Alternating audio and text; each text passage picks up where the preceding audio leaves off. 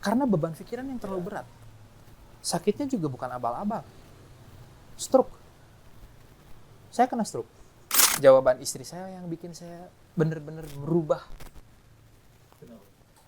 ASINya belum keluar. Walaupun itu nggak mudah saya punya mesin.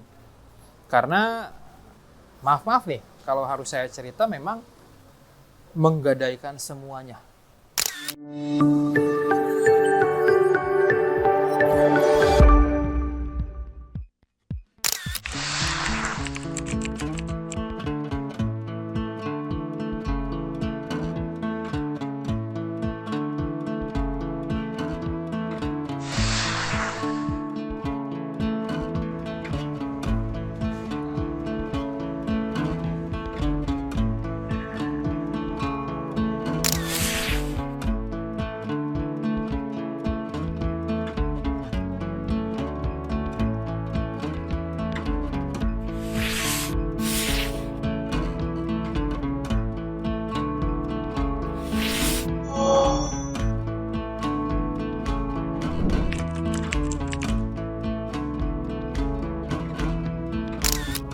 Simpelnya kita tarik jauh ke belakang 2012. 2012 saya masih sebagai tenaga honorer di bidang pendidikan, ya guru lah, tenaga pengajar.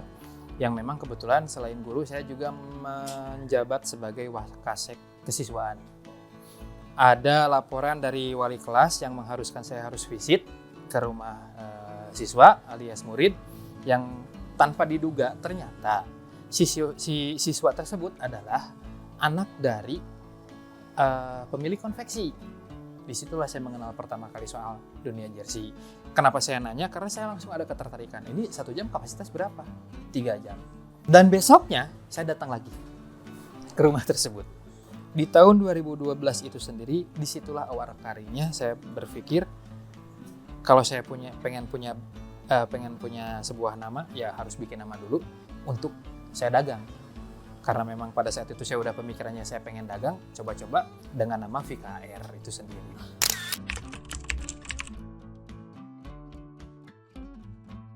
Yang jelas otomatis saya memang cari tahunya tuh pattern yang harus saya kerjakan dulu apa. Barulah saya pola baju, sewing pattern ya alias pola potongnya. Jadi memang saya dikasih tahunya langsung, udahlah lu copy aja nih. Saya dikasih mentahannya, lu masukin langsung ke pola biar nanti kita nggak ribet di sini. Ketimbang saya gambar di dalam mockup, nanti harus di translate lagi ke bentuk pola, itu agak tricky juga, lama lagi waktunya.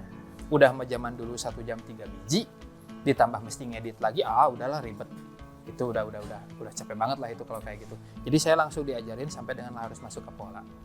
Walaupun pada saat itu ya memang masih meraba-raba ya, yang namanya kita baru belajar, baru terjun, ya otomatis banyak banget mistake-nya lah kayak gitunya sih. Facebook, totally Facebook. Dan saya masih ingat sampai dengan hari ini, customer pertama saya itu tim balap motor profesional, motocross. Saya tapi nggak tahu masih ada atau enggaknya. Tim Jangkar Biru Motocross Jakarta. Maklun. Saya waktu itu masih maklun, karena saya udah bisa belajar pakai Corelnya, akhirnya tidak terlalu banyak kesulitan. Nah, secara grafis karena memang saya juga balik lagi, passion saya di dunia motor itu sangat mempengaruhi kemampuan saya untuk berinspirasi dalam desain dari motocross itu sendiri. Jadi nggak butuh waktu lama untuk saya bisa, gambar baju motocross tuh kayak begini nih.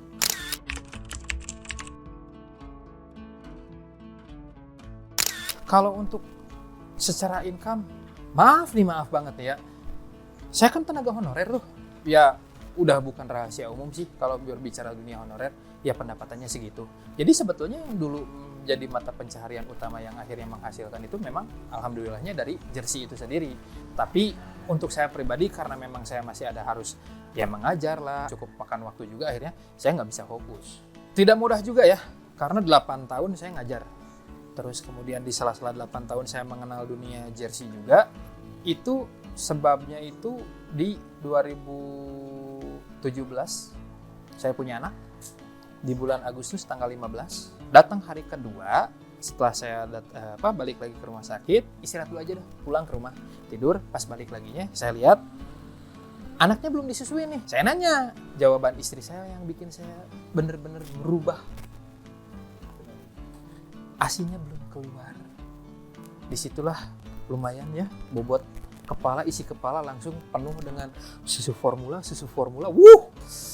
Pusing lah alhamdulillah. Dan pada saat itu pun saya langsung berpikir jauh ke depan, ini gimana caranya dengan pendapatan saya yang tidak pasti, baik itu dari jualan jersey yang memang pada saat itu memang belum jadi prioritas utama juga, dan yang prioritas utamanya yang income bulanannya yang tepat itu dari honorer yang memang nilainya nggak seberapa, bahkan saya bisa katakan bahwa pada saat itu tidak nutup untuk kebutuhan sehari-hari, apalagi ditambah dengan susu formula anak. Di hari itu juga saya nelpon relasi saya, tempat maklum saya, Bang, masih nerima nggak untuk jasa yang kerja desain grafis? Akhirnya di bulan September lah, saya benar-benar lepas dari 2017. Di dunia pendidikan saya tinggalin sepenuhnya, barulah masuk ke dunia digital, terkhusus di dunia printing sublim.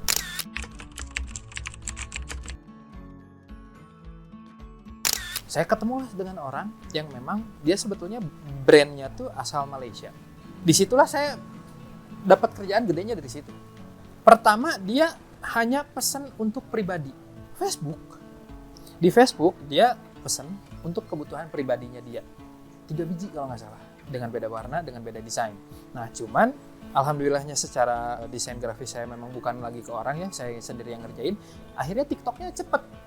Akhirnya dia punya kesimpulan bahwa oh berarti ini orang memang punya kemampuan untuk di art desainnya. Setelah itu dia minta ketemu, ngobrol panjang lebar. Akhirnya dia bercerita bahwa sebetulnya kita dari merek Anu dan ada kebutuhan begini yang memang alhamdulillah tidak saya pungkiri cukup besar.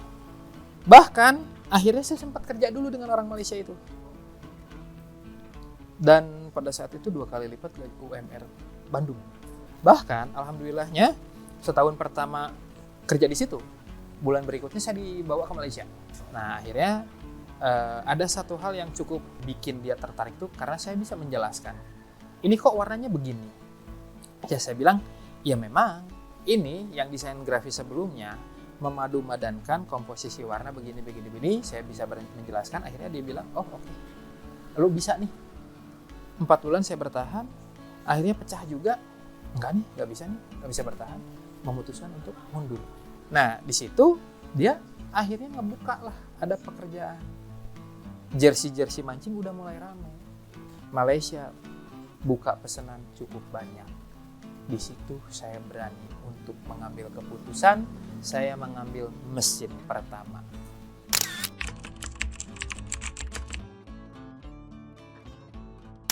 Pun itu nggak mudah saya punya mesin. Karena maaf nih, kalau harus saya cerita memang menggadaikan semuanya. Karena saya tidak punya harta sebanyak itu untuk ngambil mesin. Akhirnya yang saya punya adalah tempat tinggal saya pribadi yang pada saat itu dititipkan sama orang tua ya. Saya coba ngobrol sama orang tua. Sebelum saya ngobrol, saya siapin skrip detail. Apa aja yang saya bawa. Pertama, kebutuhan dasar untuk pembelian mesin. Sekian nilainya. Terus dalam 1 hari kira-kira saya bisa mendapatkan pekerjaan sekian banyak. Kalau dengan pekerjaan yang sekian banyak dalam 1 harinya, break even point itu ketemu di sekian bulan, tahun lah. Terus kemudian nanti kedepannya begini. Saya coba terangkan sedetail mungkin. Bahkan ke orang tua. Bahkan sampai dengan resiko penyusutan. Jadi saya nggak bisa main-main. Ini saya nggak bisa nih bercanda-bercanda, udah waktunya bukan bercanda, tapi udah butuh hasil. Jadi setelah itu ya break even point tercapai, saya bisa melunasi utang. Alhamdulillah kehidupan saya pribadi secara ekonomi membaik.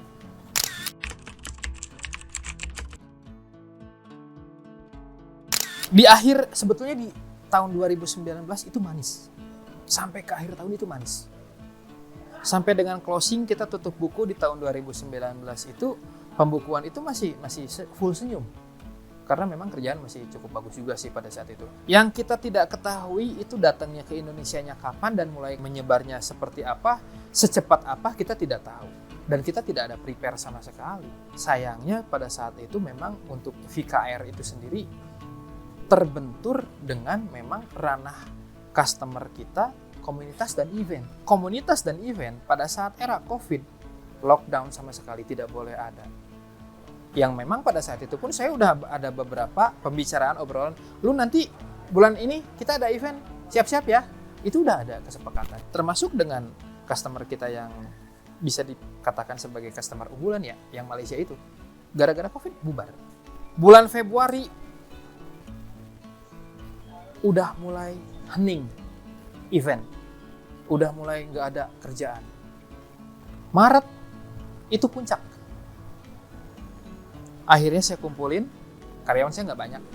Karena industri rumahan ya, secara baik-baik, mohon maaf, karena pekerjaan kita yang sangat minim sekali, kayaknya kita istirahat dulu aja deh, dengan waktu yang belum ditentukan. Tapi di minggu berikutnya, ada kerjaan nih, di luar daripada ke-eventan, di luar daripada komunitas, ternyata ada kerjaan nih. Tapi jumlahnya memang tidak terlalu seberapa. Jadi yang saya panggil hanya 1 orang, desain grafis doang. Di 2 minggu berikutnya, ternyata ada nambah lagi nih, jumlah pekerjaan, panggil lagi 1. Ternyata orang udah mulai jengah nih dengan kondisi COVID yang lockdown, sementara ekonomi tetap harus berjalan. Akhirnya secara sembunyi-sembunyi kegiatan udah mulai ada, walaupun jumlahnya nggak banyak. Kerjaan saya pun udah mulai ada, karena saya cari celah di pekerjaan yang lain. Oh ternyata ada nih porsi-porsi, walaupun kita baru bisa ambil sedikit-sedikit, tapi ada nih.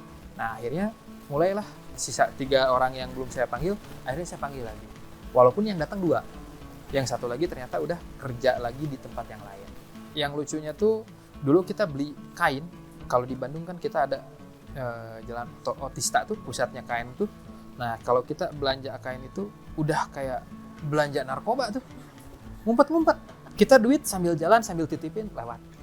Terus ntar di chat lagi nih, barangnya udah selesai ya, saya simpan di bawah tiang listrik. Terus kita, oh ya udah, kita lewat lagi jalan, oh itu kreseknya. Jalan, ambil, balik gitu. Separah itu dulu, ngeri dulu COVID itu.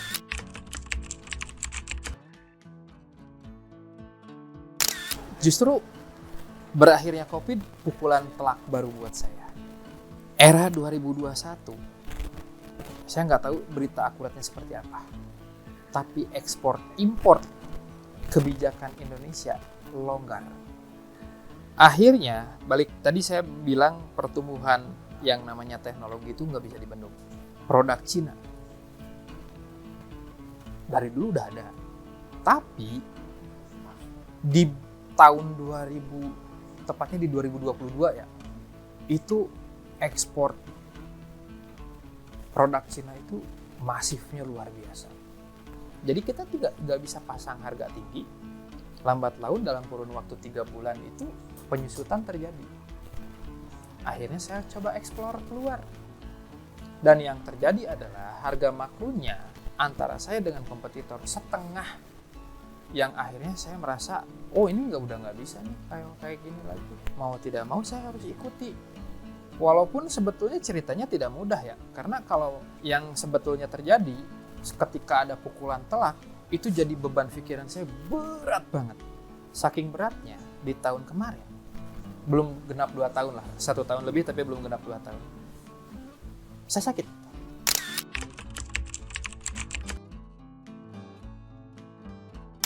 Karena beban pikiran yang terlalu berat. Sakitnya juga bukan abal-abal. Stroke. Saya kena stroke. Terkena saya 2 hari berturut-turut. Di hari pertama itu saya kena stroke, tapi dalam waktu kurang dari 1 menit, saya udah ketarik. Ya, udah bengok. Tapi kurang dari 1 menit balik lagi. Istri ngeliat, istri panik, dan kita ke rumah sakit. Saya cerita ke rumah sakit dan kata dokter, kalau saya pribadi ini indikasinya mengarah kepada stroke, Pak. Lebih baik Bapak segera periksakan ke dokter syaraf. Ego saya pribadi waktu itu nggak mau, menolak. Enggak kok, gue baik-baik aja, gue sehat. Udah nggak usah ke dokter, udah balik aja yuk rumah. Udah balik rumah. Besoknya aktivitas biasa. Akhirnya jam 5 sore menjelang maghrib, saya makan, beres makan, bercanda sama anak, udah kerasa nih, udah wah ini kayaknya kambuh lagi. Dan bener, kejadian lagi.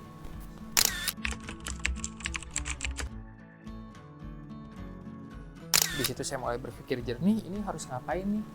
ini harus ada pergerakan nih, ini harus ada keputusan besar lagi nih saya ambil. Dan pada saat itu saya bulat ngobrol sama istri ketika saya udah pulih normal, sembuh, kita upgrade mesin. Ini kita mesti ambil mesin yang kayak gimana nih?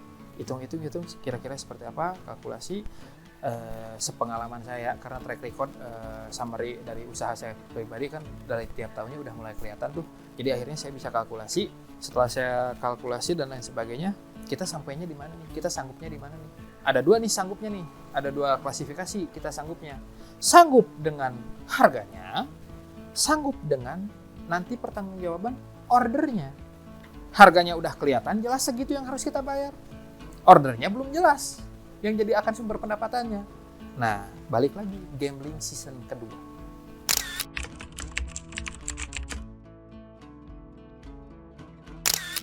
Awal kali ketemu Lysander adalah orang Lysandernya sendiri yang direkomendasiin datang ke rumah sama mitra. Nah, akhirnya setelah dia datang ke sana, dia rekomendasiin tuh di sebelah sana juga ada satu RT. Dan orangnya adalah beliau. Jadi setelah datang ke tempatnya teman saya itu, direkomendasiin datang ke rumah. Datang ke rumah, ya sebatas ngobrol. Karena ketika saya berbicara produk, ya saya juga udah tahu ya. Kita ngobrol juga nggak serius. Karena terlalu mengerikan ya, kita berbicara transaksi 0,5 M. Yang jauh daripada pikiran saya dulu, mana punya saya duit segitu gitu loh. Bahkan ini yang pernah terjadi ya. Saya dulu pernah mengatakan, ngapain beli mesin 200 juta, 300 juta, mesin print ya? Buset, ngapain? Yang pada akhirnya saya beli juga tuh. Plot twist yang sangat mencengangkan. Iya, sekitaran bulan 9-10-an lah. Hari H tiba, all print yang di Jakarta 2024. Saya sama istri berangkat ke sono, berdua, modal nekat, datanglah. Kita banyak ambil beberapa flyer, brosur kayak begitu kan. Kita compare, tanpa brosur kita ngobrol. Lu serk yang mana? Kata istri, karena memang di luar daripada kapasitas, akhirnya istri saya bilang, terserah lu. Mesin yang ditawarkan juga kan Fedar nih, yang 4 head. Saya lihat kokoh, tensionernya di mana-mana. Terus kemudian kapasitas dalam 1 jamnya pun saya kaget. 1 jam 100 baju kalau tangan pendek kan. Nah akhirnya ya udahlah, kita sepakat sama istri, deal 1 set mesin printnya Fedar yang 4 head, mesin pressnya wide-nya di 19, diameter drumnya di 32.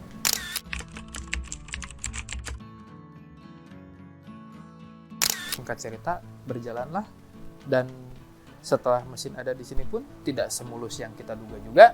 2 bulan pertama horor. Di 2 bulan pertama kerjaan tuh masih minim. Kenapa? Karena saya tidak pernah beriklan. Saya hanya sebatas mulut ke mulut. 2 bulan berakhir, masuk bulan ketiga, barulah alhamdulillah muncul kerjaan, muncul. Setelah akhirnya mulai bertumbuh, yang saya kejar berikutnya bukan masalah customer. Saya mulai pengen di produk sendiri, developnya sendiri, yang akhirnya kita bisa selling produk jadi ke end user, tidak lagi jasa. Karena sampai dengan hari ini ya 90% lebih itu jasa semua, bukan produk jadi, maklun semua. Nah saya pengen tuh balik lagi main di barang jadinya, dan biarkan VKR itu sendiri adalah sebuah atap usaha yang nantinya kedepannya, cita-cita nih ya, yang nanti kedepannya yang menaungi usaha yang ada di dalamnya. Jadi akhirnya dulu tuh kita kerja berdua tuh, saya kerja, istri kerja. Jadi istri saya dari dulu kerja itu admin sama admin. Udah lu adminin aja di rumah. Tolong pegang VKR ini dengan adminnya lu. Segala rupa bentuk administrasi tolong dipegang, tolong diatur, tolong diawasi. Jadi untuk secara manajerial, silahkan istri saya yang pegang. Secara teknis, itu saya yang pegang. Kita bukan berangkat dari nol, kita berangkat dari minus. Karena itu tadi, saya menggadaikan rumah. Yang saya tadi ceritakan bahwa saya harus mengajukan dulu ke orang tua dengan skrip yang saya buat sedemikian rupa agar tidak adanya penolakan dari orang tua, biar ada izin dari orang tua. Tapi selain dari izin, pertanggungjawaban saya juga harus benar. Yang memang alhamdulillahnya memang berjalan dengan baik, ekonomi saya pun tumbuh dengan baik. Sampai dengan hari ini, saya bisa dibilang cukup lah ya.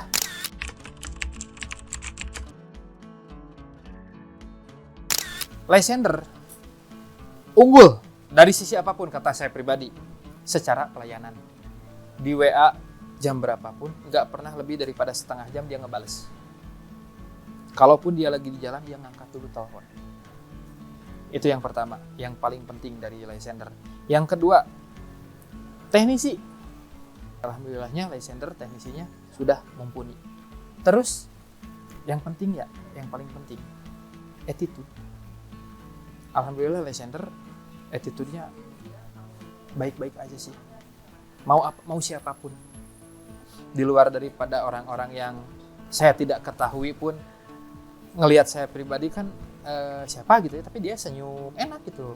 Terus yang paling menonjol nih dari sisi marketing, dari bawah dulu itu ngayom, cari dulu apa yang kebutuhannya, nanya-nanya dulu, baru menyajikan. Lysander itu jadi dia nanya dulu, baru oke, yang dibutuhinnya apa?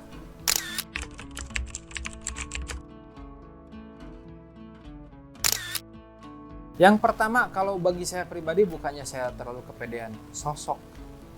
Ciptakan diri pribadi yang kuat dulu deh sebelum lu buka usaha. Sekalipun lu bukan orang yang punya duit, tapi lu punya talent, lu punya skill, itu bisa jadi modal awal. Tonjolkan sosok siapa lu, biar orang itu bisa tahu. Kalau lu butuh desain ataupun lu butuh jersey, kesini nih. Dan akhirnya itu terjadi ketika di awal kali saya punya mesin yang pertama, itu terjadi. Poin yang kedua, ya jelas apa yang kita akan lakukan, kita harus pahami betul itu. Product knowledge. Terlebih kalau mau berbicara soal mesin, yuk, lo mau nanya apa? Gue jabanin. Ngepres, lo mau nanya apa? Gue jabanin. Jadi si presentation skill-nya itu harus kita punya juga. Walaupun sebetulnya di luar daripada gue bisa apa, sebetulnya gue juga tahu gue tidak bisa seperti ininya. Gue sangat kurang di sininya. Balik lagi, kita harus mau ikuti perkembangan zaman. Apapun itu, adaptasi, teknologi ya. Belum lagi satu lagi yang paling cepat juga keluar masuknya ya sosial media ya. E-commerce-nya juga iya. Itu sih, kita melek aja lah. Yang ketiga poinnya, adaptasi, melek.